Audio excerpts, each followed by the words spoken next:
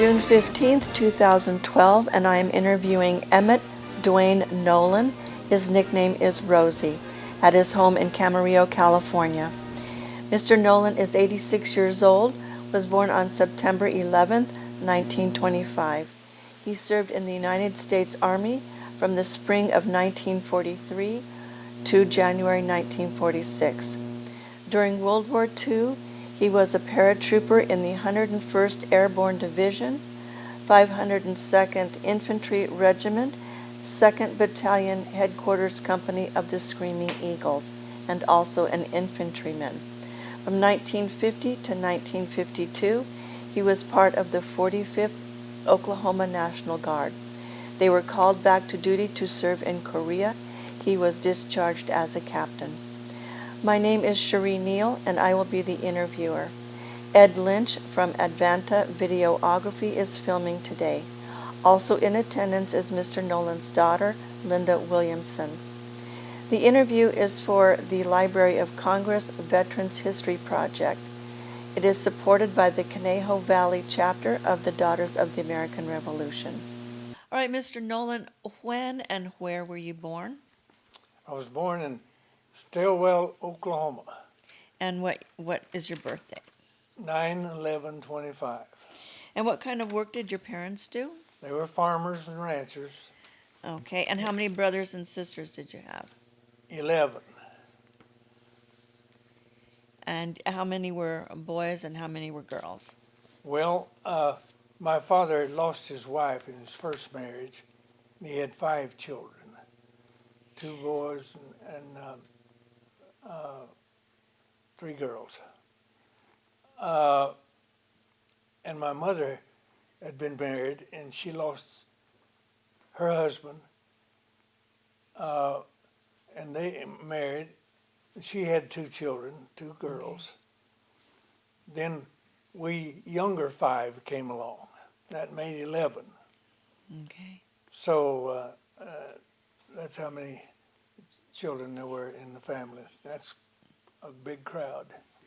Okay. Now, did you live the majority of your life in Oklahoma? Yes, we lived there. We farmed. During tough times, I was the baby of the family. During the Great Depression and the Dust Bowl. Yes. And I remember that very vividly. I was just a kid, a little boy, really, very vividly. And then I still have deep memories of those hard times. Our nation was in tremendous trouble financially and industrial-wise. And what education did you complete before you went into the service? Well, when Pearl Harbor hit, all the young kids wanted to drop out of high school and so forth and enlist in the military. America really came down with a bang. Pearl Harbor. But my mother, your parents, one parent could sign for you if you were under 18. And my mother made me promise that I would stay out. I had 3 older brothers in the Army at that time. It was already in. And till I finished high school. And I promised her I would finish high school. So I came right out of high school. And at that time, I lived in Oklahoma all the time, except when I was 15 years old. My older brother was a rancher in the western slope of Colorado, and he'd send for me, and I would go out there. He's kind of the second father of me, and I worked on that ranch for him during the summer. Then I would come back to Oklahoma in the fall and go to high school. We lived about 15 miles out in the country, and I went to a little 2-room country school. When I was little, my sister called me. I have one sister left. She called me yesterday from Colorado, and she's 2 years older than I. And so we used to walk 2 miles to school down the creek and so forth. And we talked about that a lot yesterday. The hot and the cold and the rain and you know. But we finished the 8th grade there. Then we went into high school, and we had to ride 15 miles on an old rickety school bus on the gravel road in those hills, you know, in northeastern Oklahoma. It's pretty rugged country. Influenced your decision to go into the Army? My older brothers were all in the Army. The little brother followed suit. When you went into the Army, were there any particular personal goals that you had for yourself that you wanted to achieve? I was so young at that time, we didn't really know. We were just a bunch of kids. Okay. So young, but we were young and we were tough and we were daring. We grew up in hard times, and I think Hitler underestimated how tough the American soldier was, because we that had grown up straight across the United States, in those hill countries, kind of like the Hatfields and the McCoys, we slept on the door, and dogs and the cats, and hunted in the woods with the coonskin hats. We were tough fishing and hunting, carried a rifle all the time, and since I was about 12 years old. And we were good athletes, and we were tough, and we could take any kind of Army life that they threw at us. Now, where were you sent for training? I volunteered. We had a choice to volunteer for the airborne. They sent me to Camp Wheeler, Georgia, to take first my basic training, infantry basic. Then from there is just 100 miles over to Fort Benning, parachute school, and that's where we went through parachute school at Fort Benning. Okay, and how long were you there in training? 9 weeks it took then to get completely through parachute school. And soon as that over, the 101 and 82nd were already in England training for the invasion. Okay. And they shipped us in the north to Fort Meade, Maryland. We were aboard ship. In 14 days, we were in Liverpool, England. Okay, and now which invasion were you preparing for? Normandy. Normandy, okay. So you prepared there for, in England, and then was this discussed at all that you were in preparation for Normandy? Or was it top secret? We knew that England was full of military guys from all of our allies, all branches of service. We knew. We didn't know where, but we knew we were going to invade Europe from England. Okay. Now, you've made this preparation. Tell me about the time that you left for this invasion. Did you go with the other armed services, or did you go before? We went before. Both divisions jumped in Normandy about 1 o'clock in the morning before the beach landings ever started at daybreak. Okay. So 1 o'clock in the morning, that meant that it had to have been pretty dark? It was dark. And how were you able to communicate with one another? You could talk on the plane, but there's 2 little lights over the door. The plane is jumped. The red light was on. And of course, you know, in a plane, the old C-47, they had a tiny cable, steel cable ran right down the middle, about the size of your little finger.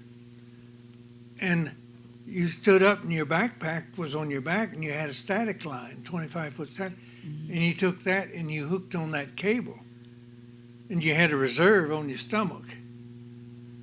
And as you shuffled down the door, while you stood up and hooked up, and you sounded off for equipment check. You checked your equipment in the dark, and you shook that thing up to be sure that you were hooked up right. You didn't want to bail out there and not be hooked up. But anyway, we could clear a stick. They'd slow that old C-47 down to about 100 miles an hour, and you went out the plane, and you got the green light, and you shuffled. We could clear that whole stick of 15 men in about 8 to 12 seconds. And we were loaded equipment, carrying ammunition, and even in Normandy, a lot of people, we carried a big old teller and a tank mine under a reserve chute that you never heard of. If anti-aircraft or tracer would hit that, all they'd found of you was a little greasy spot. But as you went out the door, a little green light came on, and we were supposed to jump at 1,000 feet. But in my plane, we weren't 1,000 feet high. And of course, all that anti-aircraft coming up at you, it looked like a 4th of July picnic.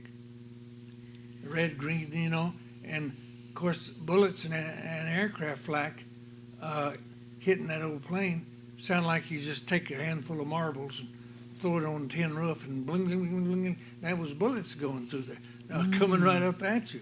And so you're glad to get out of there. And of course, when we bailed out, you did a 45-degree turn, and the prop from that engine, the 100-mile, hit you, and you swung down over that tailpiece, and you missed it 8 feet, turned you a full 90 degrees, and you went down, and you counted 1,001, 1,002, and about that time, and that's the opening shock, and that was a tremendous jerk. But you had that harness so tight you had to have. But it felt good because you knew it blossomed out, and of course you couldn't see it in the dark. But anyway, that's the way it was. But if you're flying at 100 miles an hour, in 10 or 12 seconds, you're strung out for way apart, a half a mile or a mile apart. No. We were scattered all over that Cherbourg Peninsula. So how did you know between each other, how did you communicate if you were so that length of a distance between one another? You'd crawl up on one another. We carried a little cricket. You've seen that guy? I got one here. Excuse me. But I've misplaced it, and I wanted to show it to the students yesterday, and I couldn't find it. But you crawled up on someone in the dark. You didn't know what you were going to find when you got down there. Can you imagine a bunch of young 18, 19, 20-year-old kids jumping out in the dark, and you're on your own. Yes. Brother, you know, and you don't know what you're going to find when you get down there in the dark. So we had that little cricket, and we crawled up on someone while we give them a click. And if they were your friend, they'd answer you back in 2. And we had one guy that lost his, and they figured, the paratroopers at that time, that we had 10% casualties on the jump alone. That's injuries. But jumping down and coming down in buildings and farmyards and those shrub trees and those trees in Normandy they couldn't get through with a tank after that. Boy, that was tough. And we had one glider unit, and they practically all got killed hitting those hedgerows and a glider, and they just put together with paper and Scottish tape, I think. But anyway, 327th Glider Infantry, had casualties, death by the group. But anyway, we began to get together, and then when it got daylight, you knew one thing: each regiment had an insignia on her side of her helmet. 501 was a diamond. 502, my regiment, was a heart. And the 506 was a spade. And the 327th glider was a club. And so you see someone, and you see a little dot on the right under on the front of that heart. That was the 1st Battalion. If it was under the heart, it was the 2nd Battalion. If it was behind the heart, that was the 3rd Battalion. That's how you identified with people. And all the non-commissioned officers had a white streak on the back of their steel helmet, parallel. And all officers had a little white thing up and down. So if you were approaching from behind in the daylight, you know, this guy's a sergeant, this guy's an officer, and so forth. Could identify easily. Yeah. But every night you had a sign and a countersign. You know, the Germans didn't know a lot of our athletic terms. We'd use baseball and football and everything, you know, and forward, pass. You'd say forward, the other person would say pass. That's football. Oh, I see. And, by word Very for tonight. interesting, because they don't play football. No. They don't play baseball, so they no. wouldn't know. Oh, yeah. So how many days were you in combat there? We were only in Normandy 41 days. Another thing you've never heard mentioned, when we went into Normandy, we wore poisonous gas impregnated jumpsuits. No, I've never seen that or read about it. And we had a gas mask tied onto our leg down below the knee. If Hitler used poisonous gas like he did in World War II, Mm-hmm. of course we would have retaliated with it. We had it too. But he didn't. And then next day we had to get rid of that gas mask. But that hose that came down off that gas mask, kind of comical thing, we took our switchblade knife that we carried in our boot. Being a country boy, mine was razor sharp. Uh-huh. We cut those rings off around that tube you breathe through, and we stretched them over our dog tags so they wouldn't rattle. And I wore those the whole war. So you had how many extra pounds of gear did you have on you? Probably all of us weighed 200 pounds or better. Really? Wow. We carried 150 rounds of Ammunition. 30 caliber ammunition, plus hand grenades in those side pockets you see now on all the pants. That weren't new. I wasn't new. That was our jump pants. The Germans called us the devils in the baggy pants. And that was our nickname. And but you had all that ammunition. You had that Tellerana tank mine, and you shoot and you reserve. And then you had your rifle on you. An M1 rifle weighed 9.5 pounds, and you had a belt around you, and your entrenching tool. You had an entrenching tool. You had to tie those around you with your safety belt. And of course, we weighed. At that time, I was probably 175 pounds, but I weighed over 200 pounds. Right, with all the equipment. With all that equipment on.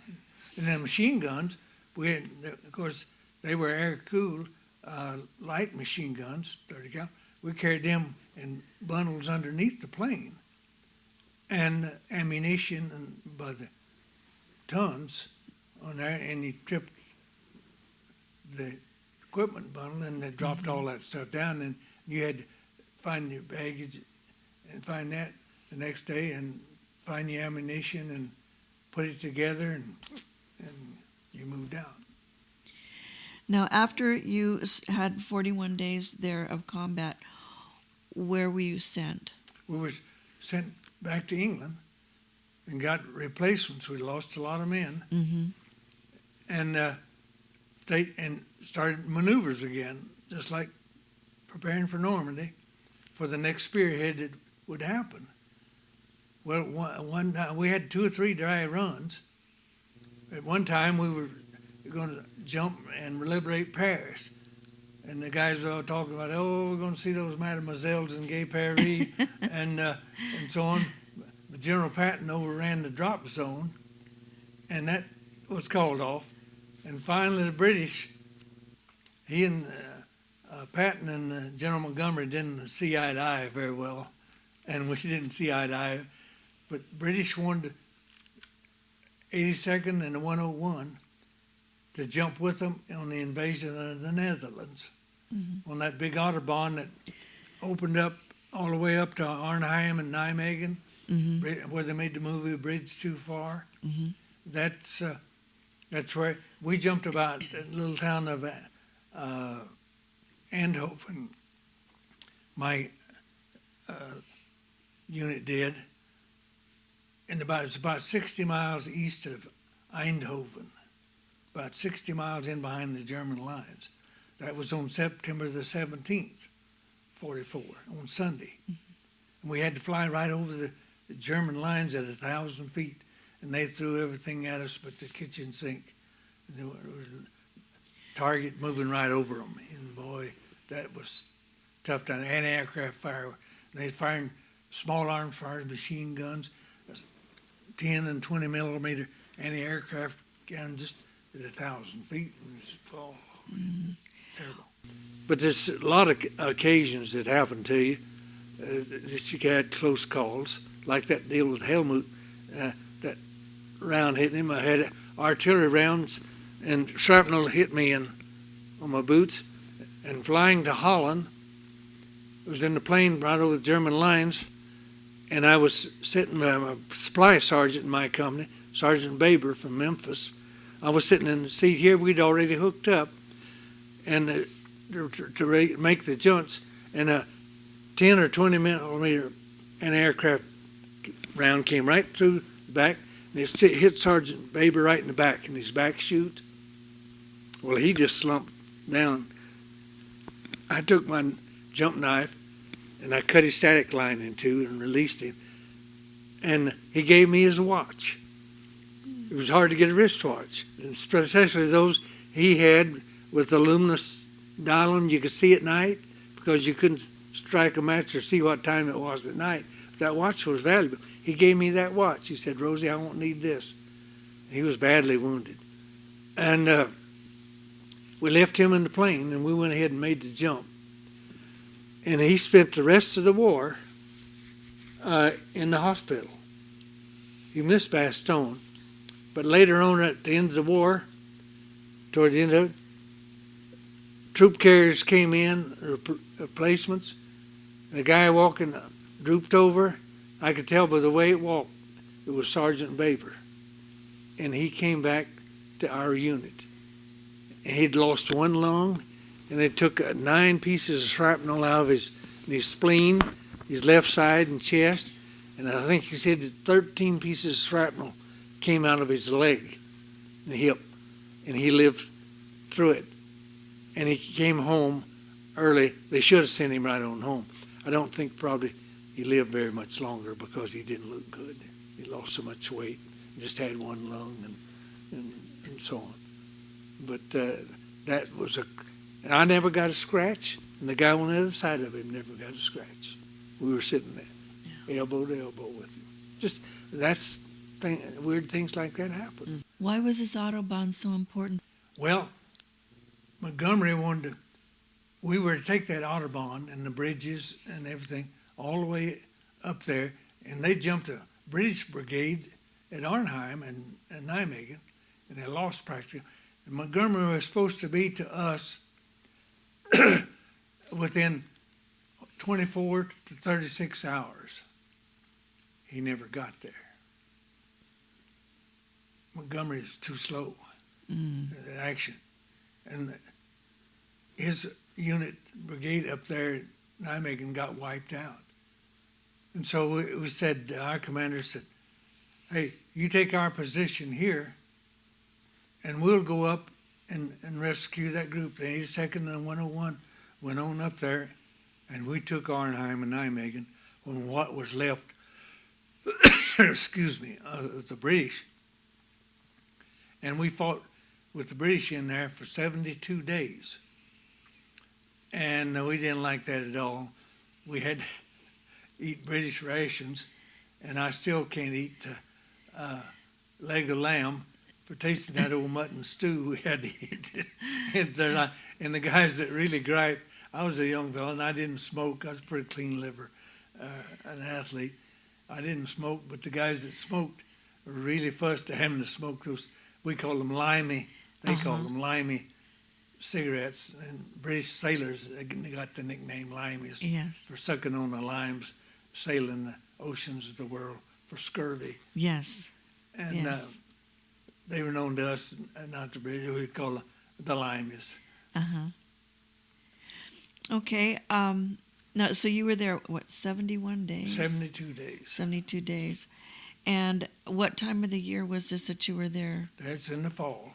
Okay. We jumped September 17th, but of course fall comes quick over there, and we got lots of rain in Holland there too, and it was dark as a sack full of black cats at night, darkest you've ever seen, and that close to the water and the rain and the drizzle, and it got dark about 5 o'clock in the afternoon.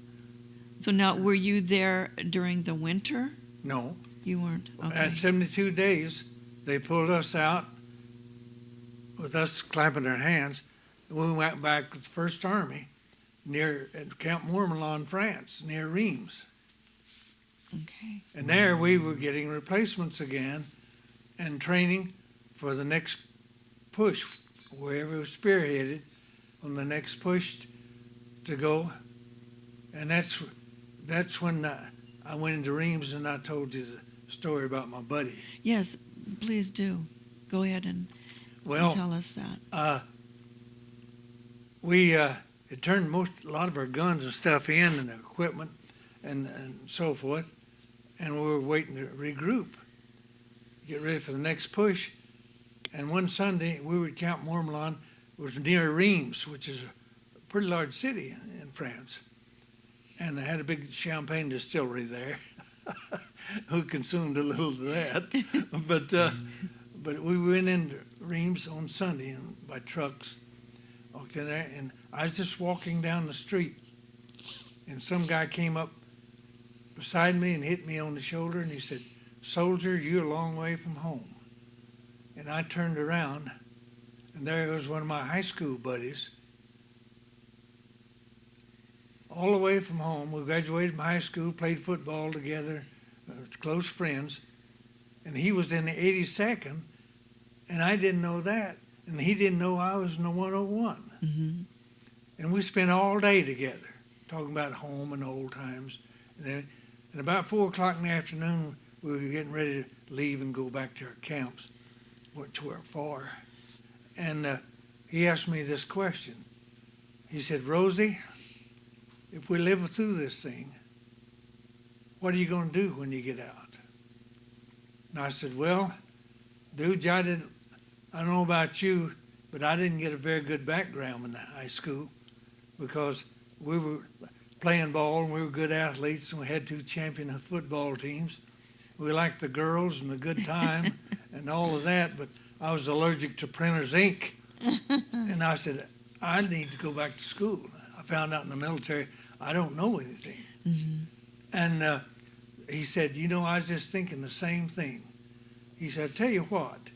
He said, "If we make it through this thing,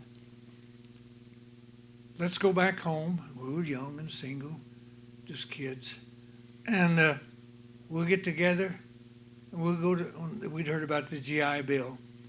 We'll go to school on the GI Bill and play football and go back to school together. And we shook hands on that and partied. About 2 to 3 weeks later, that big breakthrough broke through up in Belgium in the Battle of the Bulge. Mm-hmm. We had some young Army units that were up there that had moved in. They'd never been in combat before. And those German panzers hit them, and they just went to pieces. And it went right through them. And they didn't have the experience of battle. They had a hard time. They lost a lot of men. But anyway, we got an emergency call one morning about 11 o'clock. Opened up the warehouses, get your clothes, what you can wear and so forth, and be ready to roll this afternoon. We're going to the front by truck. And 4 o'clock that afternoon, we grabbed whatever they pulled in with those big Air Force trucks, kind of a semi deal, with a rack on them about so high and no cover. It was cold. And we loaded on those things with what we had. We were under strength. We were still waiting for replacements to come in. And we rode, 4 o'clock that afternoon, we were rolling. And we rode all afternoon and in the night, and it began to snow. It snowed all night. It was cold. And the next morning before daylight, they dumped us out and said, "Line up in attack formation." The snow was about this deep. In attack formation. And we did, and we started walking out up that road in that snow. And just at daybreak, we came through this little town, the edge of it. We saw a sign there that said Bastogne. And I said, "Mercy, where are we?" And one of the guys says, "We're in Belgium." And we marched through the town and on out for 2 or 3, 4 miles. Excuse me. And we got orders to dig in, set up your defense and dig in right where you are. Well, that ground was frozen hard as that floor. Mm-hmm. You know how we got foxholes started? How was that? Pulled out a hand grenade, threw them out on that frozen ground, and when it exploded, it broke that ice and crust, and we could start digging. And dug foxhole for four men and covered it over with those little log. And the main thing that saved us was in that heavy Ardennes forest. And we set up our guns and ready to go on defense. And 4 o'clock that afternoon, we heard those panzers roaring over the hill. They were coming. The German armor hit us before dark. We fought all night and all day and fought for 3 days. Actually, and we were low on ammunition, low on medical supplies, a lot of casualties, a lot killed. The weather moved in and we couldn't fly, so they couldn't drop us any supplies. And the end of the 3rd day, but what saved us is those big German tanks. They couldn't operate in that heavy Ardennes forest, that timber. And we were in the timber, the infantry, excuse me. And they'd come up the road, and they had to capture Bastogne with the 7 roads, junctioned in Bastogne, and they'd run out of fuel for their tanks and equipment. They had plenty of equipment, but they were trying to get to our depot down on the coast and capture all our gasoline and so forth to run their tanks on. Well, the tanks had come in. They stay on those roads, but we'd whip their infantry. And it's tough. If you're trying to attack me and I'm in the snow and I'm dug in, you're at a great disadvantage. Germans had lots of loss. We'd whip their infantry, then the tanks wouldn't go on without their infantry. They'd back up and regroup, and here they'd come again, and we'd whip them again, and same thing. They repeated that. Germans had tremendous loss, but into the 3rd day, they had us Bastogne completely surrounded by 7 panzer divisions.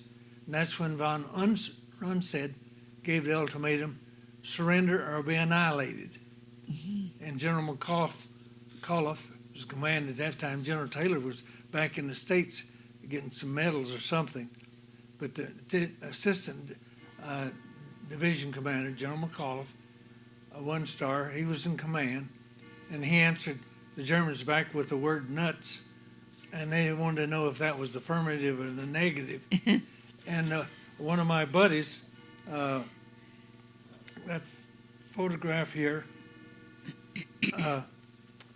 this photograph of Helmut, he was German. He was born in Stuttgart, Germany, and he was sergeant of the communication platoon. And this is he on the left. His name was Helmut Wilhelm Katz. He was born in Stuttgart, and we called him Helmut Wilhelm Katz, the Kraut from Stuttgart. But he spoke fluent German, and he was one of the interpreters there. And he answered back to him the word nuts, and they want to know what that meant. And he said, well, in our language, that means the same as go to hell. And that was the negative for the Germans. They didn't like that at all. But that's quite a story, and I'll tell another story about this after the war. We were real good buddies, and we ran around together all the time. And I was in the machine gun platoon, and he was in the communication platoon. But the funny thing there at Bastogne, he was running telephone lines to the listening post that was out up there, and he was in the snow, and that snow was deep. In some places it was foot deep. But he would climb up this pole and this wire from this telephone line, and an 88 mortar shell hit down to the foot of that pole, and of course the shrapnel and everything went out, all circle, and he was high enough up there, the concussion knocked him off that pole, and he fell off there on his back, and he came down and he hit in that snow, and he never got a scratch. But he made it like through. That happened. He made it through. Yeah. Yes. All Yeah. right. Very good. Okay. So now your other friend that you had mentioned that you had met up with and you had agreed to meet after the war, what happened to him? That first battle up there, the 82nd was over to our left. And he got killed in that first battle. Okay. And when I didn't know about it for a long time, and finally got letters from home. And his father was the county sheriff of the county that I live, Adair County in Oklahoma. And after the war, and I came back, of course I went to see his father and mother, and I was the last hometown boy that saw him alive. And tell them that was a tough job. Yes.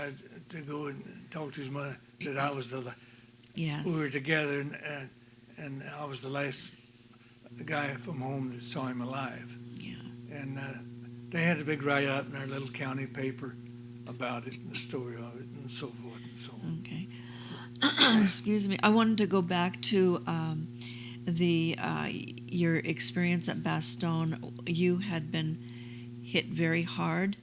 Oh, You had said that you needed medical supplies. You had no food.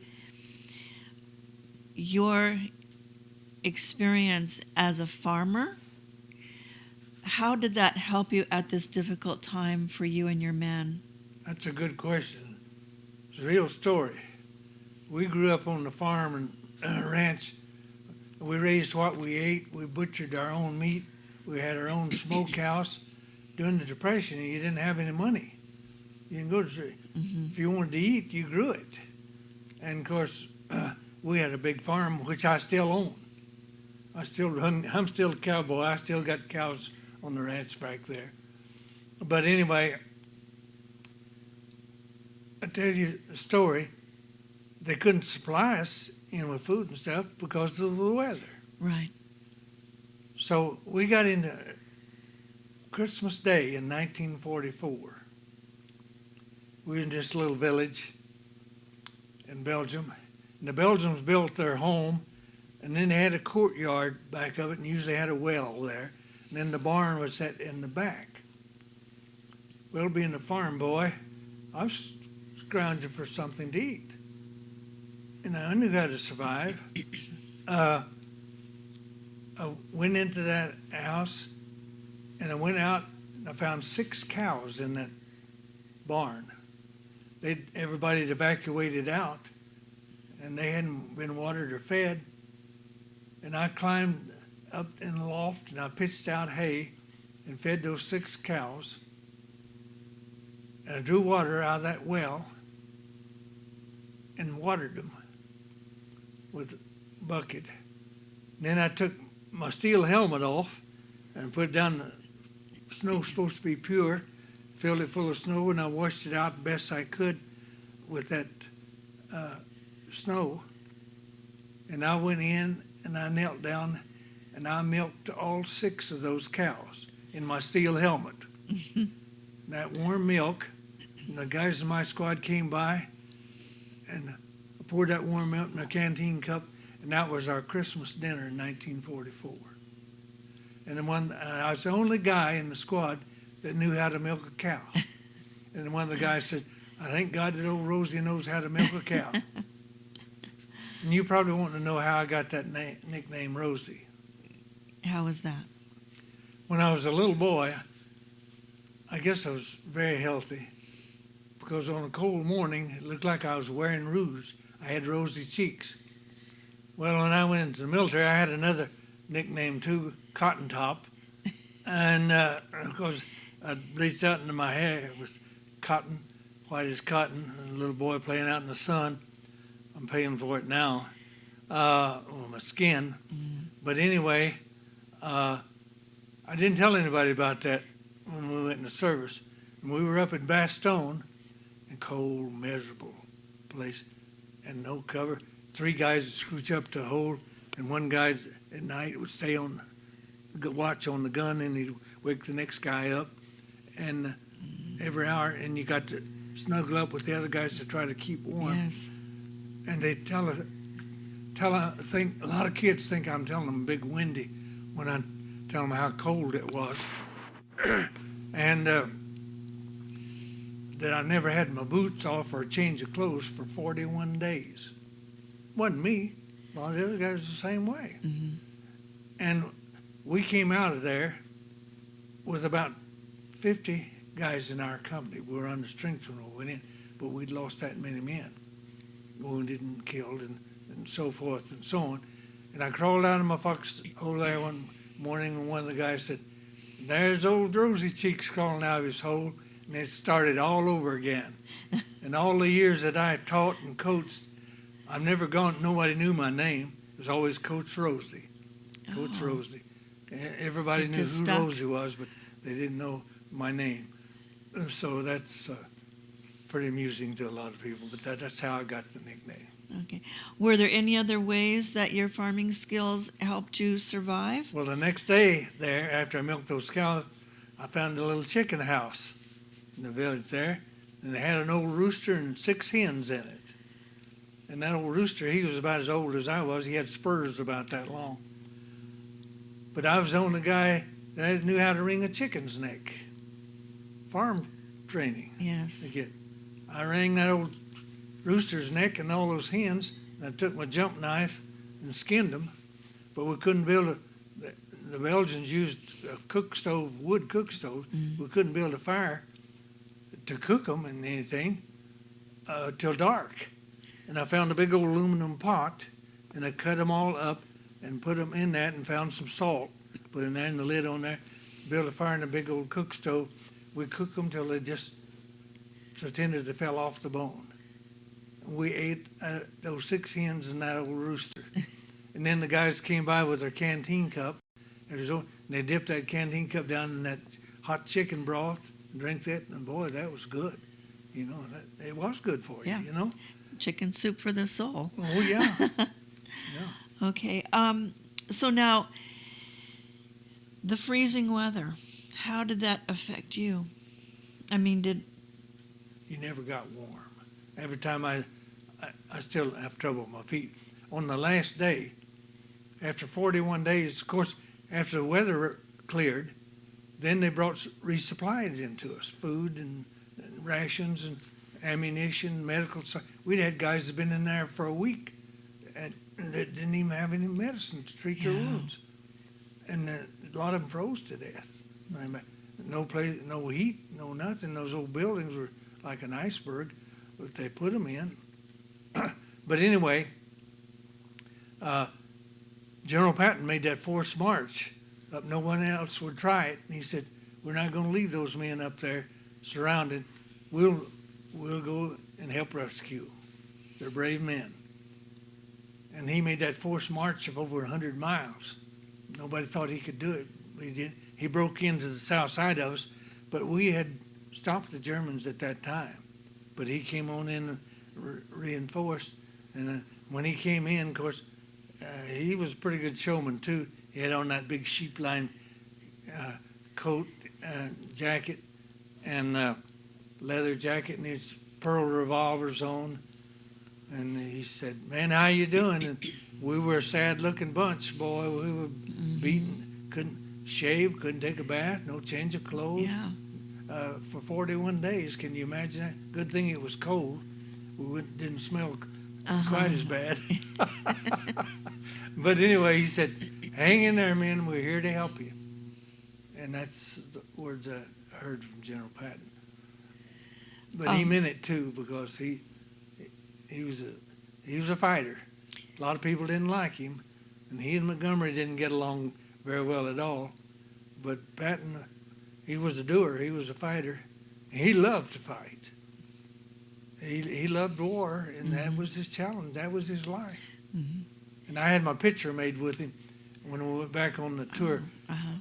When I made that full tour of it when I retired by his grave in Luxembourg. I have my picture made by Joe. Okay.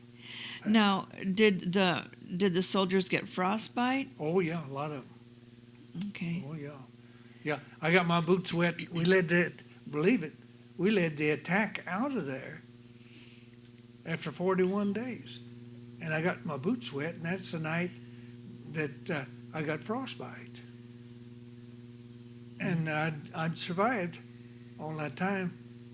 But you know, they don't believe this. When you scooch up together, guys trying to keep warm, and straw and hay and anything you can put in that foxhole, and you turn that little wool cap we wore and pull down over your ears, and you turn your helmet upside down, and that steel helmet was your pillow. You put your head on that Okay. and sleep. A lot of people think that's a lie. That isn't a lie. That's true. So you utilized your helmet for A lot of holding things. the milk and the pillow and Saving your life. saving your life. Exactly. A lot of times. Okay. All right. So after this point, does the war end, or Oh no, where do you go from there? we got replacements, Okay. and they took the 101 back, and we got back behind the front lines, and got replacements and regrouped down near Auxerre, and they sent us down on the 7th Army front, and 82nd they were left up, I would think, with the 1st Army, but we went on through. But what broke the Germans back was the Battle of Bastogne. That was the break in their military. They never did recuperate after that, and of course we just kept coming with our tanks and equipment. And another thing, Hitler underestimated German desire power to promote and build. He said we shoot one tank and here comes 5 more to take their place, because our industrial power in the United States, the Japanese, they missed on that too. The sleeping giant. Every family in America became involved. I don't know of a family that wasn't involved in the war. It was either relatives or family or somehow. Just like my poor mother had 4 sons in there. And we all got back alive. 3 of them were seriously wounded. And I was the luckiest one in the whole bunch. And I fought through the whole war, from Normandy to the end of it. It was just a man. And this picture that is made here, we came on through and we captured Hitler's hideout at Berchtesgaden. In the first concentration camp I was in, I went into one. I couldn't stomach it anymore. I said, we'll let the boys behind take care of that. I'm not going back in there. And we captured Eagle's Nest and Berchtesgaden, Hitler's old hideout down in Bavaria. And the war ended there. That was the end of the war. Well, all the older guys, they're married and so forth, they had points. And they got to go home first. All we younger fellows who were single, like Helmut and I, we stayed as occupation troops down in southern Germany and Austria all summer. And we were supposed to fraternize, but that was hard to stop too, because the German civilians down there and southern Germany was beautiful because it wasn't industrialized and they didn't get bombed and torn up. There wasn't a fighting in it like other parts of Germany were. Berlin, for instance, and other cities within the manufacturing areas. But Helmut was quite a popular guy down there, but he spoke fluent German, and we used to take our suits off and hide our uniforms and our bathing suit in those lakes around Berchtesgaden. We made rest camps out of those big hotels there, and we'd go out and swim with those German girls. Had a good time, and the MPs come by, and you weren't supposed to fraternize at all. They say, UGI, Nick Versteh. And they'd say, oh, yeah, they'd go on, and we'd laugh and we'd swim and party with those German girls, because the men in Germany were all gone. Most of them had been killed That's off the right. war on the Eastern Front, particularly. Mm-hmm. And young people, you know how young people growing up, you Yes. know. But anyway, we stayed there, and we didn't find out till later they were preparing to invade Japan, and they were going to take we younger fellows, and we were going to go right across the Pacific and prepare to go into Japan. We weren't going to get to come home. We'd been over there 3 years. But the A-bomb changed all of that. Uh-huh. So we spent all summer down there as occupation troops. Well, in December, what was left of the 82nd up at Berlin and the 101, they put us together. And down to Southampton, and we got on the Queen Mary and sailed for New York. And when we got to Camp Shanks, New York, we stayed there a week preparing for the VE Day parade down Fifth Avenue in New York. I was in that. So that was a nice contrast going from extreme combat, you Yeah. know, extreme diverse conditions to a parade. So the This- Americans welcomed you back with We- open arms. Oh, boy. We'll never see that again in America, I don't think. Because Camp Shanks was right outside New York City North. And after we'd prepare till noon for that parade, and we'd jump on the train, and you were through till 8 o'clock the next morning. And we'd go into New York City. You just lose the whole division in New York City. No, everything was on the house. If you were in uniform, you couldn't buy a beer, you couldn't eat a meal. You went in, I'd never seen a Broadway show. Went into Broadway, everything was on the house. You get up, have a meal, get up, and pay your bill, and say, oh, so-and-so, gentleman over there in the corner picked up your tab. You didn't even know who it was. Yeah. We'll never see that again. But one thing, interesting thing to talk about, the nightlife and everything in New York City, a bunch of young guys.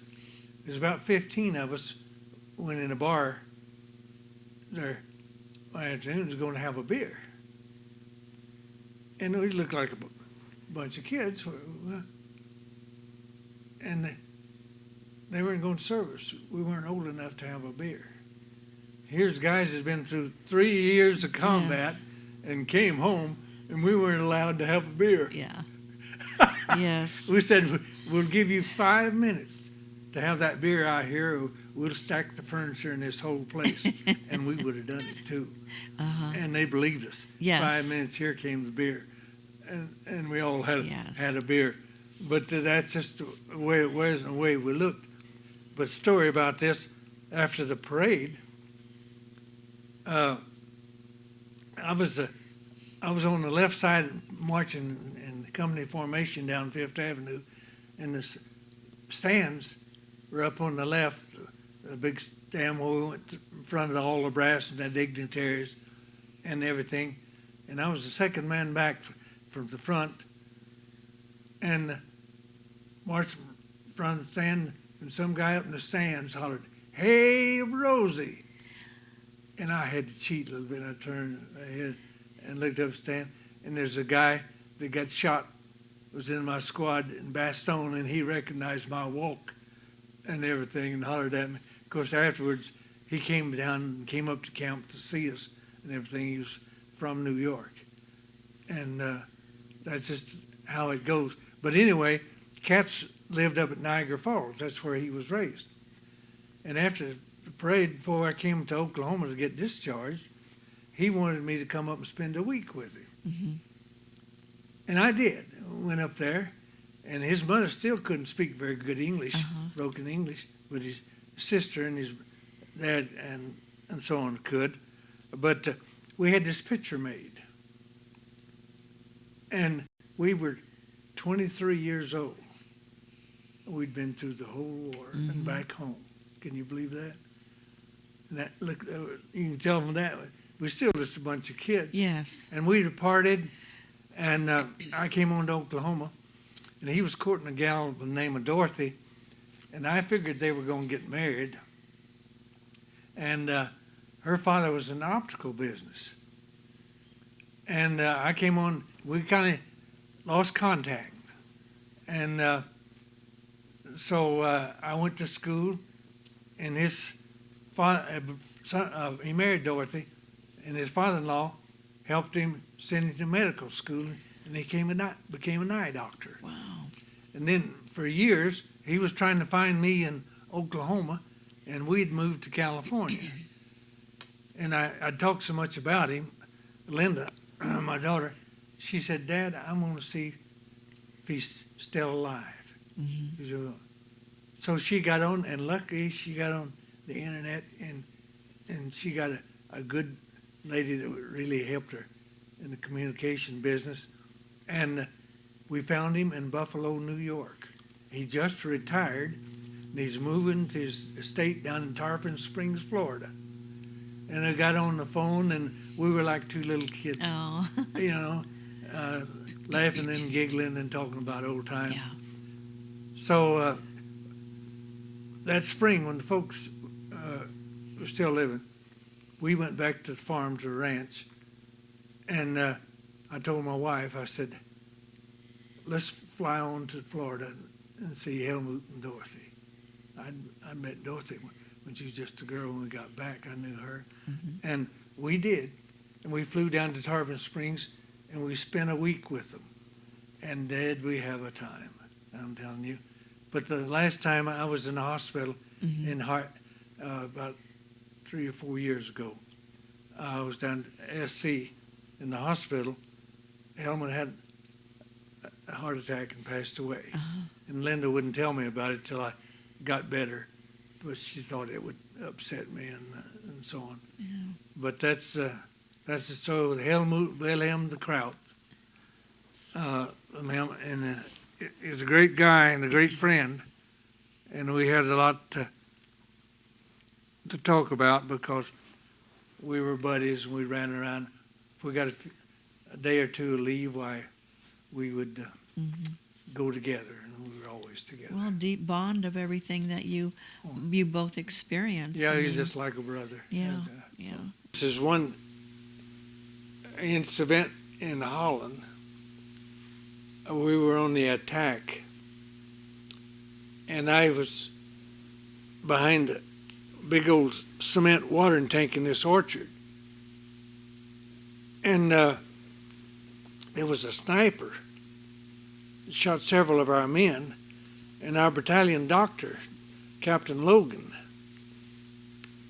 had his Red Cross unarmed, the Red Cross on his helmet, his sleeves, the back of his blouse, and he was treating a wounded soldier right out from me there, and the sniper shot on, and I jumped up and I ran out to him, and on him laying down, he's face down, and I was going to turn him over, and I ran my arm underneath him to get over to turn him over, and as I pulled my arm out, he was a big man, he was about 200 pounds, and strong, and of course just blood all over my arm. They shot him through and through, and he was dead in 2 minutes. But I jumped up and ran back to my gun behind that cement pillar, and that sniper took a shot at me, and he shot me through the backpack. And he missed me. He went through and didn't touch a hair. And there was a haystack out there in a ditch. And they said, "No, a guy's got to be hidden in that haystack or somewhere." So I turned on a machine gun, and all other guys around close by, we opened up on that haystack. And those tracers set it on fire. And he ran. He was in there. And he ran out, and as he ran out, why, we finished him real quick there. And that's only a guy that I ever really wanted to kill, for what he had done.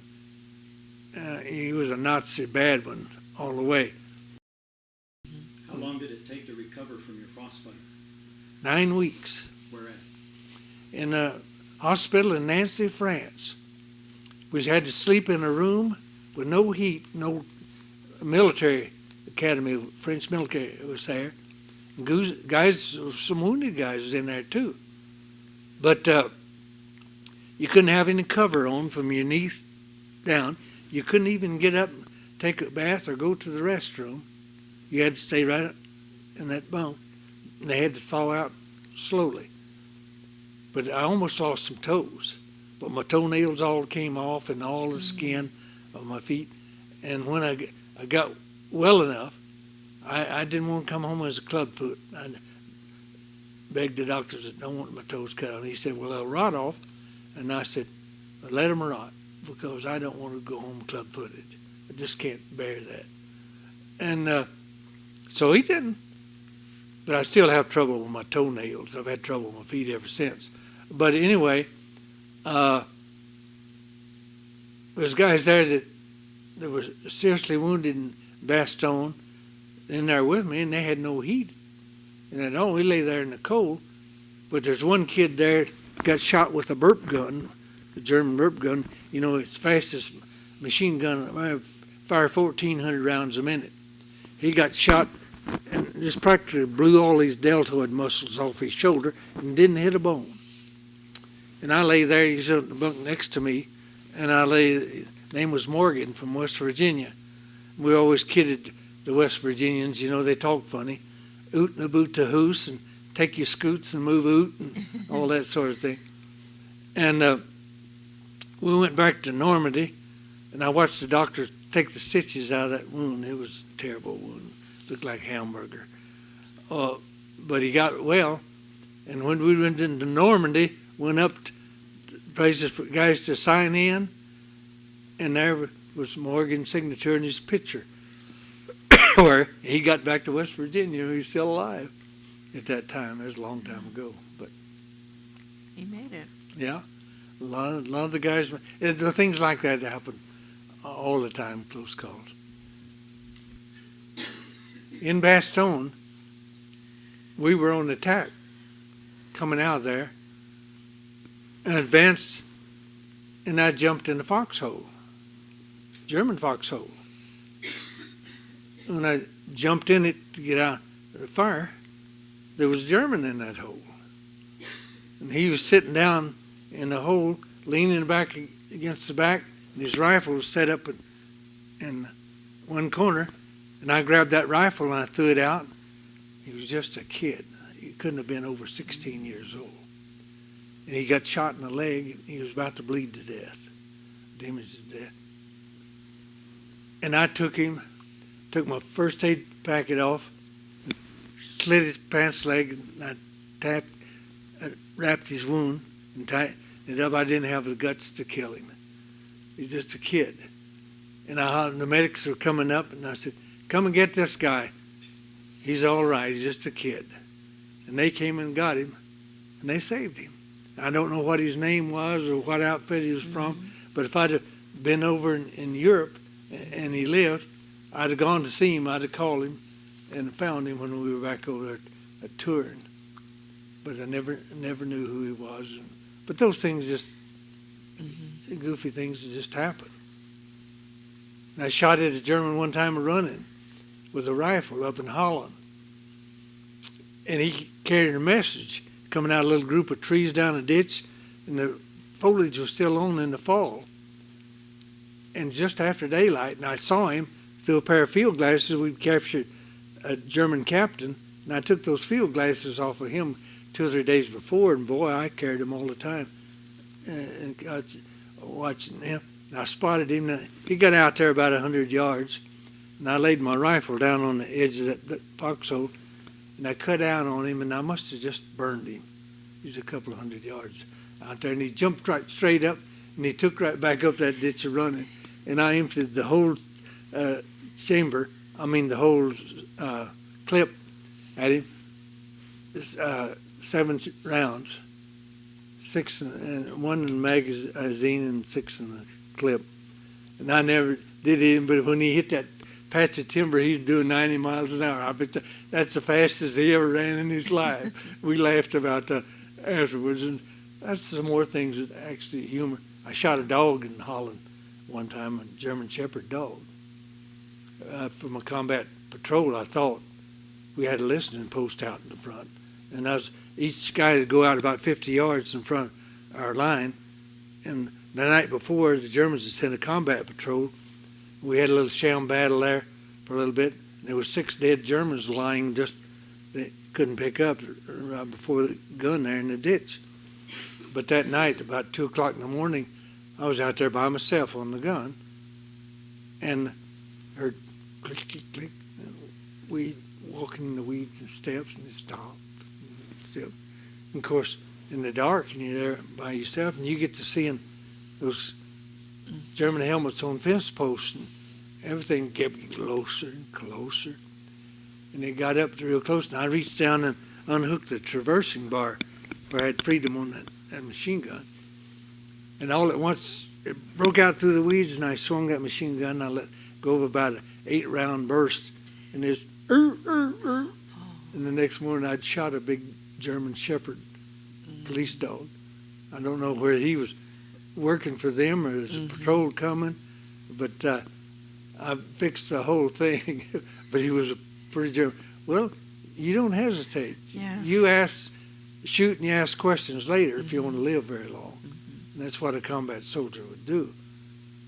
And when you're an infantryman, you're right out there where you can see their eyeballs, you know. You're so close to the enemy at times that you can almost reach out and grab them. And 4 men, we scattered out so thin up there, and we were on a listening post down across a bridge and so forth. And we were a couple of miles away from our company. Nobody but 4 GIs by ourselves. And we crawled up on this little hill, and these trees, a group of spruce trees, and those big spruce limbs that hang down is dark under there.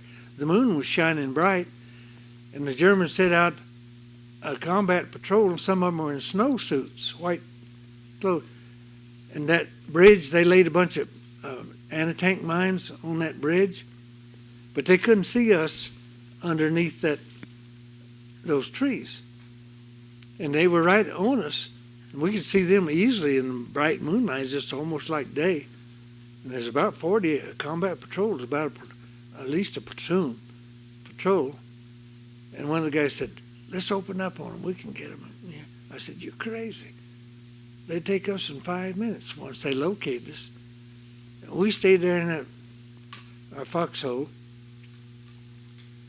and they went on past. The next morning, come the commander and his driver, the Jeep came down to see about us. We'd called and told him about that patrol, and he almost ran over some of those anti-tank mines they'd hid in the snow on that bridge. They'd blown him to kingdom come, his driver, just he and his driver. But anyway, we went back there and went back to the company where our little community we were in. And I took Linda and the family, and we drove down there to that bridge. And those 3 trees were still standing there. They were huge trees now, weren't they, Linda? They were still there. And Linda couldn't believe that I could remember to go back to those trees there. But I remembered everything right where we were. Hi, I'm Linda Williamson, and my dad is Captain Retired Emmet Rosie Nolan. In 1995, I guess it's creeping up 50, so that tells you how much older I am now, but I took both of my parents and my 18-year-old son, who had just graduated from high school, and we traveled for 5 weeks throughout Europe on a World War II tour and a visit to distant relatives that we had never met in Ireland. On this tour, I knew all the stories that my dad had spoken of all my life. And he knows, as you can hear, lots of stories. The part that I found from this trip is that all of a sudden I became very enlightened. I found out what all of these stories meant to everyone that was involved. And although I had heard them and dismissed because it was repeat and so on, they came alive. All of them. My dad has an amazing memory to the point of leading us to places that he talked about in his stories for years. Never changed a statistic in it, and we would find the spots. And the first time it became very, very noticeable was in Holland, in the Netherlands, and at the Battle of Market Garden. And we were driving through the towns that were there, and we stopped in the little town where my dad had dropped with the 101st Airborne. And he remembered dropping into the fields of apple trees. So we drove and we drove until finally he looked out at these open fields where there were no more apple trees, and he said, "This is the spot. The apple trees are gone." And as we drove through, he said, "Stop here for a minute." There were some people sitting out on the veranda. And he got out of the car and he walked over, and you knew exactly where my father was from because he had on his cowboy hat and his button shirt and his big belt buckle and his boots. There was no dismissing as to where he was from. And he spoke to them, and we found in Europe most people were speaking English back and forth, but he spoke with them and he explained what he was doing. And one woman jumped up, got on her bike, and said, "Follow me." And he got back in the car, and we went back down and around the corner, and we followed her to this house that was a farmhouse. And the house was actually on the street, and behind the house is the courtyard with the barns, because all their animals were brought in to the house at nighttime. That's where they lived, was in the barn and around the house. And there was an older gentleman there, and she came in and introduced us. And this old gentleman started jumping up and down. He was 85 years old in 1995. And he was so excited. I've never seen anyone so excited. And he didn't speak a word of English, but it didn't make any difference. We knew exactly what he was saying. Eventually, his daughter and his son-in-law and others came in, and they spoke English, and they did some translation. But it turns out this gentleman was the one that drove his horse and wagons around during the drop, picking up all of the parachutes, so that the Nazis could not come in and count how many Americans had dropped.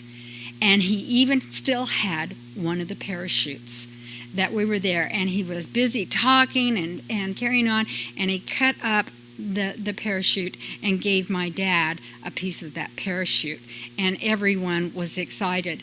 When we went to the travel agency to find a bed and breakfast to stay in, little did we know that the travel agency woman had been a child there during the war, and she didn't send us off to one of the bed and breakfasts. She took us into her home, all four of us. It was a private home, a private affair, a private visit.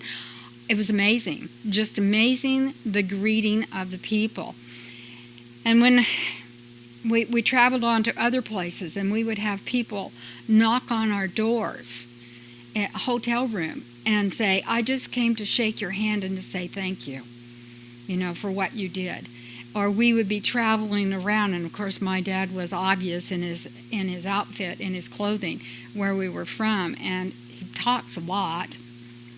And when they would approach him, they would say to him, "You were here, weren't you?" Because he was just standing in silence, gazing out into nowhere, obviously remembering the horrific scenes and what he had gone through and what all of them had gone through. And they say, "I want to thank you for our freedom. Without you, the demographics would be a great deal different here." And even to the point of this gratitude in Normandy, the bed and breakfast argued over where we were going to stay and whose turn it was to get to have somebody there. We stopped at a little town with a flea market, and when we got out of the car to just kind of browse around and shop, the whole flea market stopped, and they all congregated around him, wanting his autograph and the other parts and the pieces that were there. The story, though, that really hit home was when we were in Bastogne. We went in and went for a bed and breakfast, and the travel agency there, the information booth, sent us to a home that was somewhat outside of town. And when we pulled in and we said, wow, what a nice bed and breakfast. It was amazing, beautiful, and the people were lovely, well versed, and just amazing to be with and to speak with. Well, we were busy talking about one of our episodes that we had as we crossed from France into Belgium, and we stopped at the border to see if we didn't need to have it stamped or our process. Well, it turned out we didn't. Nobody was there, so we drove on. We drove a short distance, and all of a sudden the police pulled me over. And my dad says, were you speeding? I said, absolutely not. I'm too scared, being in a foreign country and not knowing all the languages. I need to drive slowly and carefully. Well, they kind of bothered us for a little while, and then after a while they turned us loose. And it turned out that they had lots of people crossing the borders back and forth carrying drugs and other paraphernalia that they're not supposed to be carrying.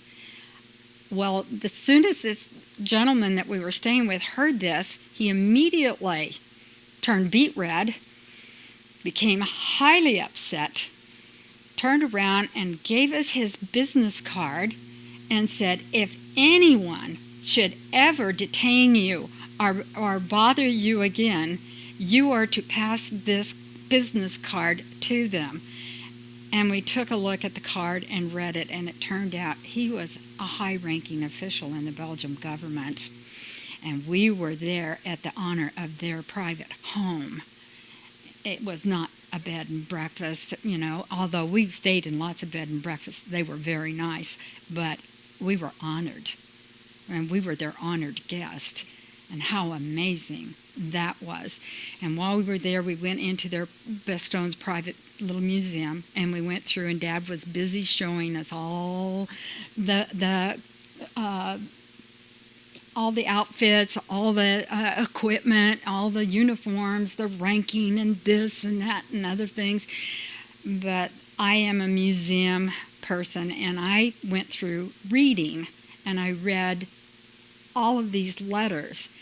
And what I found was so amazing, I had to get my family and said, come with me. We're going back to the beginning of this, and we're going to start all over.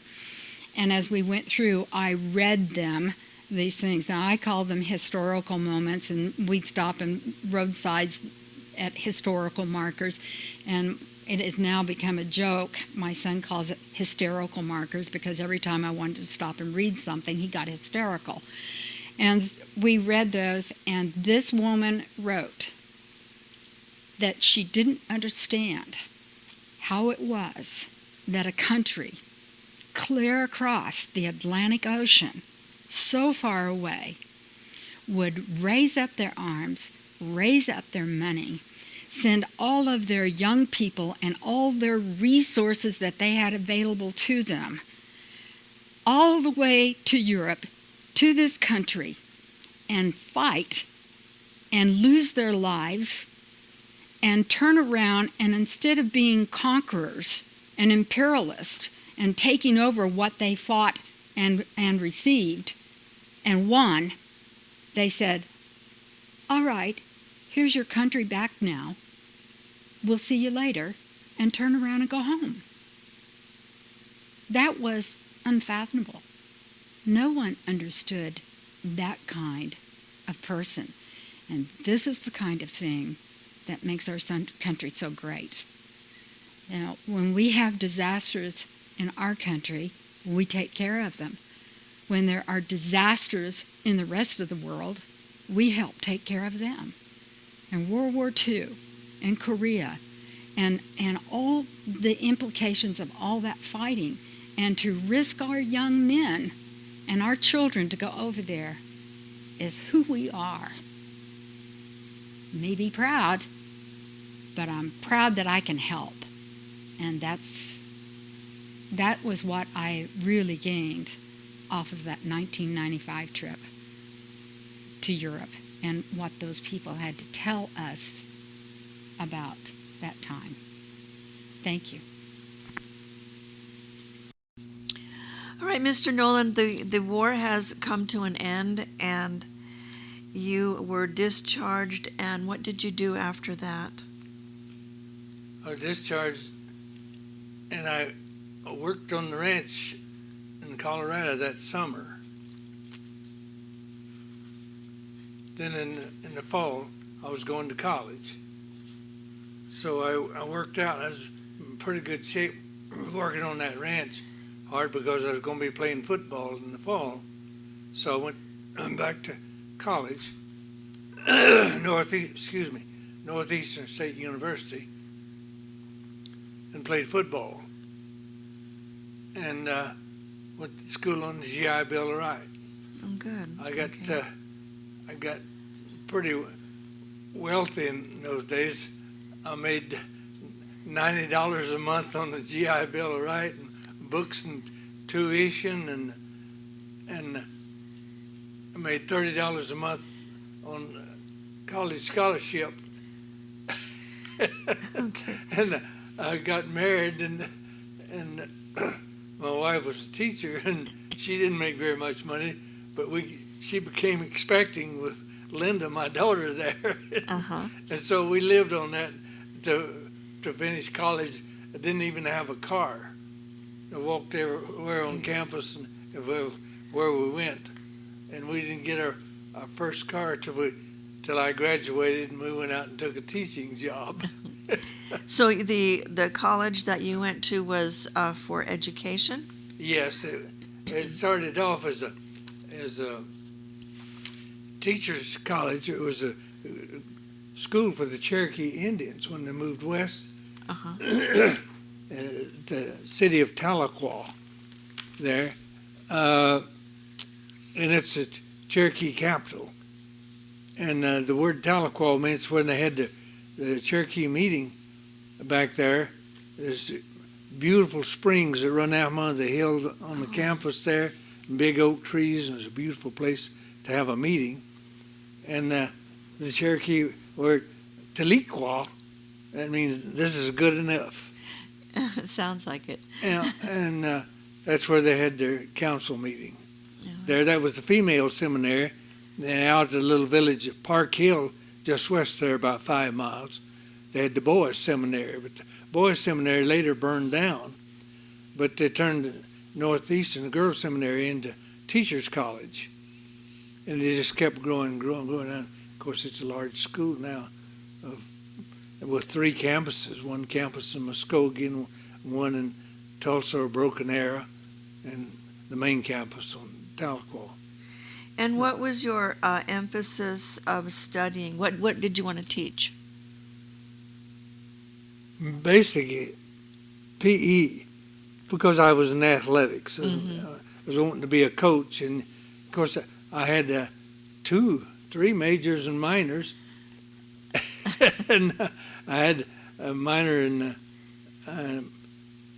biological sciences, and I had a minor in history, and I had a PE, and I had one in business, so I could teach a lot of different things. Okay, so you fulfilled your goal. Oh, yes. And your promise to your friend that you had met. Yes. And all right, so now we have Korea.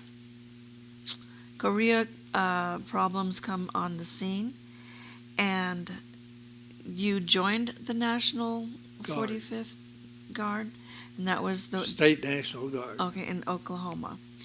And how did your education help you when you were called back to duty? Oh, in every way. Of course, I was I was a coach in the PE, and I'd been through World War II, and I had all this experience. My leadership quality, I think, was probably the top thing that General Yes. Stein saw in me too, Yes. as a young officer. Okay. And All right. So, and your rate when you went back into the National Guard, did your rate get higher? oh yes, I was an enlisted man in World War II. Okay. But if you were a college graduate and a first three grader in World War II, you were eligible for a direct commission. You had to take a test and go before a board of about 12 field grade officers from major up for an interview. And my interview lasted 17 minutes. And they said, all the experience you got, we're wasting our time interviewing me, and I got a direct commission. I never went to officers candidate school, what we used to call in World War II the 90-day wonders. You went down to Fort Benning, and you went to officers candidate school for 90 days, and you came out with lieutenant's rating, second lieutenant. Okay. So, you are sent where in Louisiana did you get sent? Fort Polk. Okay. And what was your job at Fort Polk? I was in the infantry company. Okay. Easy Company, 279th Infantry Regiment. Okay. And what your leadership skills how were they used in the 45th Division? Well, I was a combat veteran of World War II, and I was young, but I was very mature mentally. Mm-hmm. I'd experienced more things than a lot of people see in a lifetime Yes. before I was 25. Yes. But anyway, that, and of course when General Stein wanted to have the division football seat, and he called his leadership school for his young officers and enlisted men. And he saw in me the possibilities, and when he called me in and talked to me, I guess he made up his mind right there, because of my background. He went a lot on the background, what I'd done and where I'd been, and so forth and so on. All right. So, where were you sent for football team? We stayed there at Fort Polk. We trained there and played there. Did you go outside the country? No. Japan? No, we played all the teams in the 4th Army, across Texas, across Louisiana, all the way to the Mississippi River. Air Force, Army, Fort Hood. We played about 4 different teams in Texas. Randolph Field, Brooks Army Navy Center in San Antonio. We played Fort Hood, the Armored Training Camp, and we played the Navy at Corpus Christi, Navy, and we played Camp Barkley, Louisiana, Mississippi, I guess. Camp Barkley was in Mississippi on the Gulf. And did you have any football games for benefits? oh yeah, at the end of the season we were undefeated. Okay. And the California State Teachers University at Pineville, they challenged us to a bowl game. Or we challenged them, I don't know which, for polio benefit. And that's where we had the bowl game in Alexandria. And we defeated them, and we raised $50,000. That's lots of money in those days. Yes. Donated it all to polio benefit. Okay. So now you have orders. Did you receive orders after that? Yes. And where was that to? Well, we left there. We trained at Fort Polk until the spring. Then we boarded ship in New Orleans, and we headed for Japan, the whole division. Right. We sailed down through the Panama Canal and back up to San Francisco, took on more troops, and then straight across to Hokkaido, Japan. Took 40 days. So now, at this time, you were still under General Stein's command? Yes. He wanted you to continue to be undefeated with a football team. Yeah. Okay. And so you... When we got into Hokkaido, Sapporo, well, I was placed in special services. Okay. With the general's my boss, and so I stayed with special services the rest of the war. Now, And I carried, I telling you, I carried all that confidential information. yes. He entrusted me with that. And one story I haven't told you. Till we went to Korea, and we got up for Christmas time in Korea. We were in combat, and it was cold and bitter, as cold as Bastogne. Mm-hmm. And he called me in, and he said, well, it's Christmas time, and the boys were a long way from home and in combat and everything. And he said, we need a little Christmas spirits. He said, you think you could go find a little booze so we could have a little charge for Christmas? I said, I don't know, General.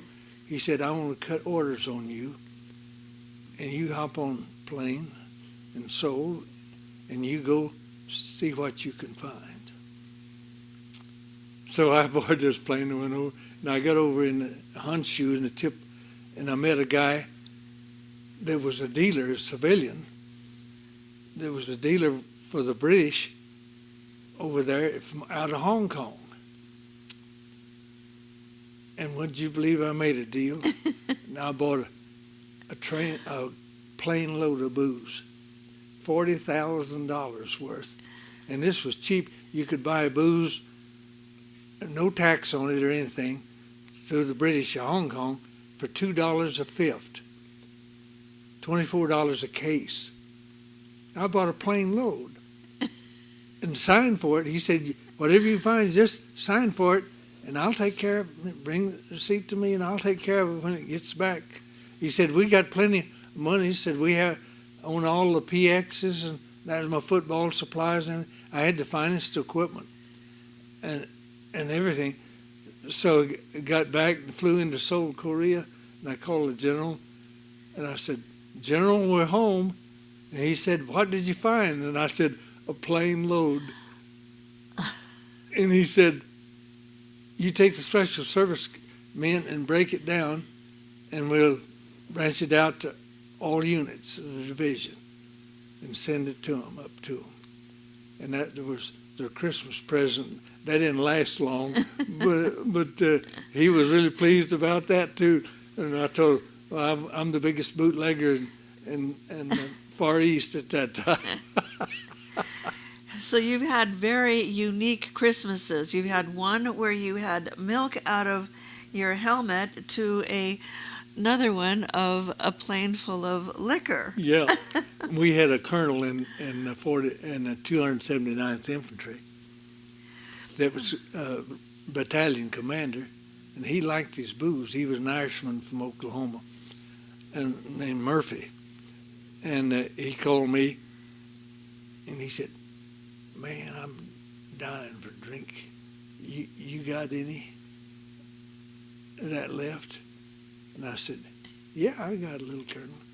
He said, I'm coming to see you tonight.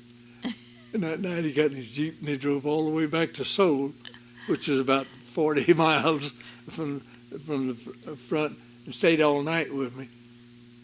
And I got him 5 bottles he took back with him. And I was Colonel Murphy's boy from the restaurant. I'm sure. He even came to see me after we got discharged and we got back from the war. He ran a big grocery store in Eufaula, Oklahoma.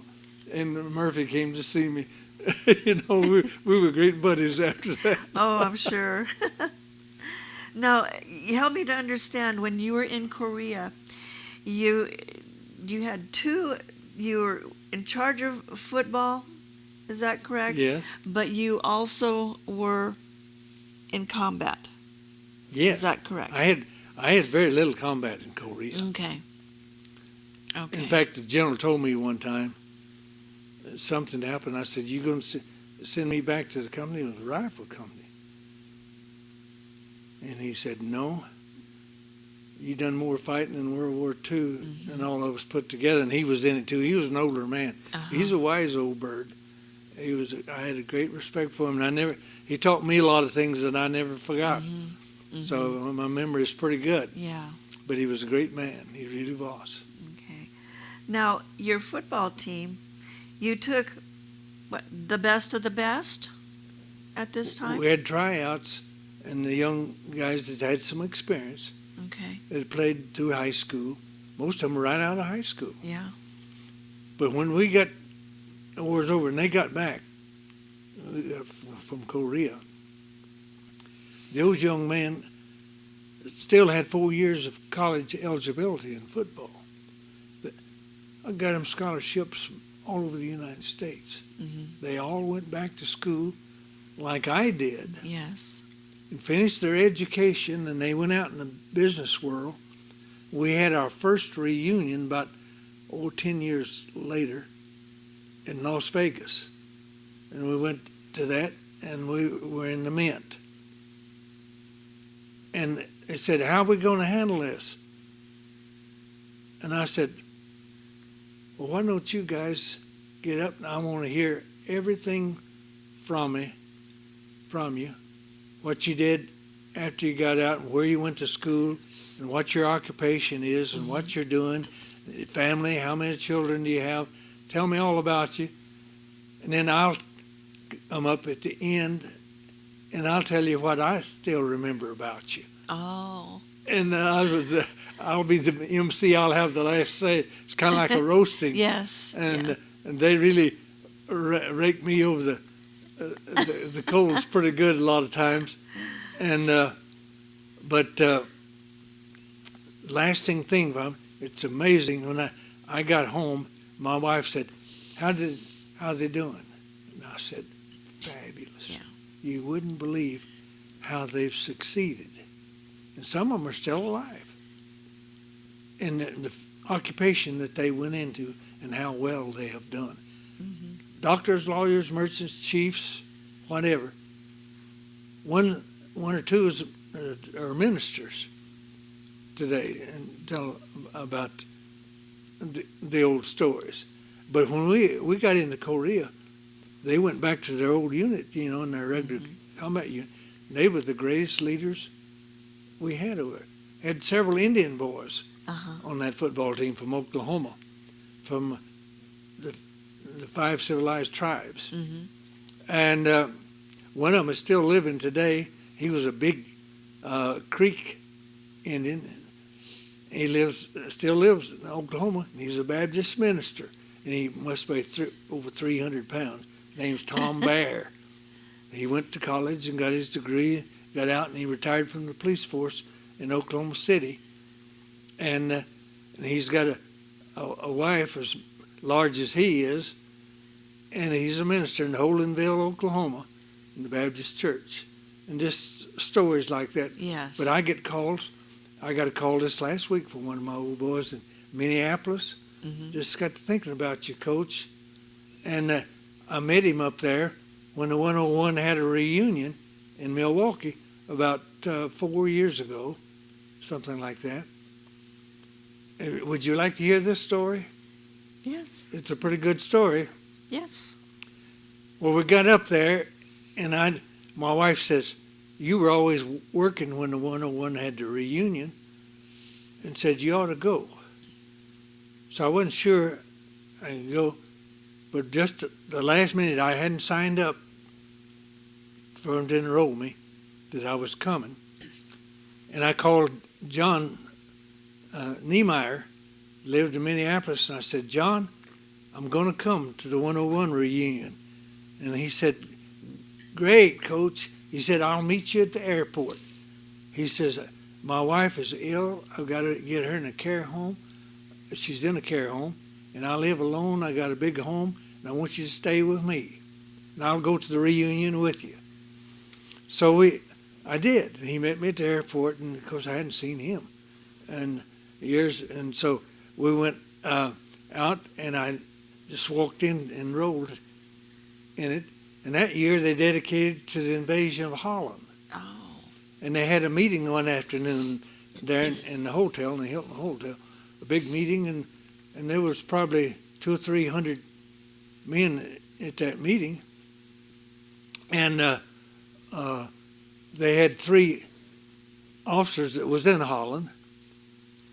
One of them was company commander, and they had a young fellow as a master of ceremonies, and he was asking them everybody about Holland, and they couldn't remember anything, and couldn't hear. And finally, we got about through the period, and this young fellow said, "Well, is anyone else here that was in Holland?" And John punched me in the side and said, "Coach, tell them. Raise your hand." And I held up my hand. I said, "Yes, I was there, and I remember everything about it. And if you'd like to hear a few of my stories, come over here in the corner after this is over, and I'll tell you about them." And they said, "Well, hell, we want to hear it now. We're not going anywhere." This was Korea and Vietnam. All the boys were there. So I got up, and made the mistake of an old football coach. You know, I didn't have to see what was on page 9. I gave them about a 20-minute dissertation. And the MC said, "Time's up." And the crowd said, "Hell no, we're not going anywhere. We want to hear the rest of the story." But anyway, I finished the story, and everybody knew me then, all the guys, and we had a big time. So the next night was the Black Tie Affair, final banquet. And General Petraeus, former commander later on of the 101, which he is now our top military. We saw him on Congress. He's not. He's the top military man in Washington right now. General Petraeus, 4-star, and he was going to be the keynote speaker. So we had a banquet, and everybody was dressed up in black tie affair, and he got up to make his speech, and he said, "Coach Nolan, would you come up? Speaker stand, please." And I said, "Mercy." I said, "John, is he going to court-martial me?" I got up and went up there, and the governor of Minnesota got up, and he was the governor then, but he was going to run for president right now, you know, and he withdrew.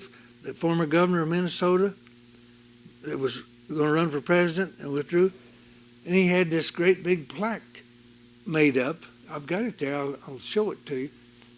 For me, in appreciation from the governor of Minnesota on that speech I made the day before, and I wasn't even on the program.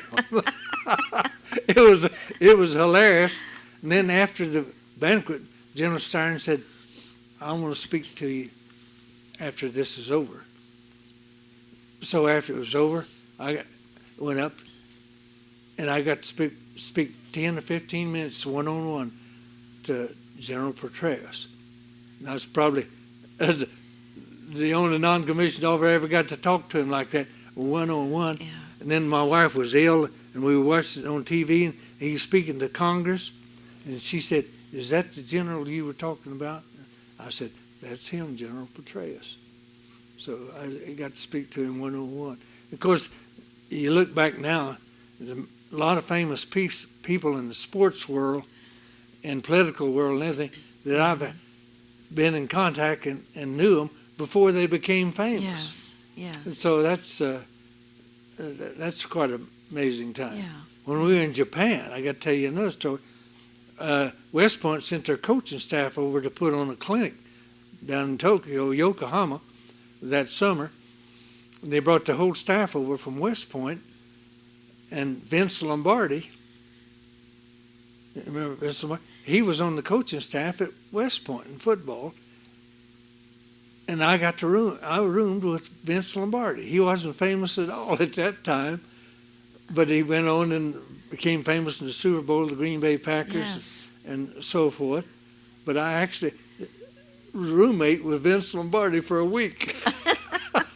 I didn't know that till years later, you know. But that's just the way it goes. When you live long enough and you see enough people, why, it's great. It's great today. The greatest satisfaction and gratification I have today is my old boys. Yes. Call me. Very seldom a week goes by that I don't have a call or two from my old boys all over the United States. And that's real gratifying. Yes. Especially when you get to be an old man. Just call the coach, got to thinking about you. Want to see how you're doing. Tell you what I appreciate what you did for me when I was a young man.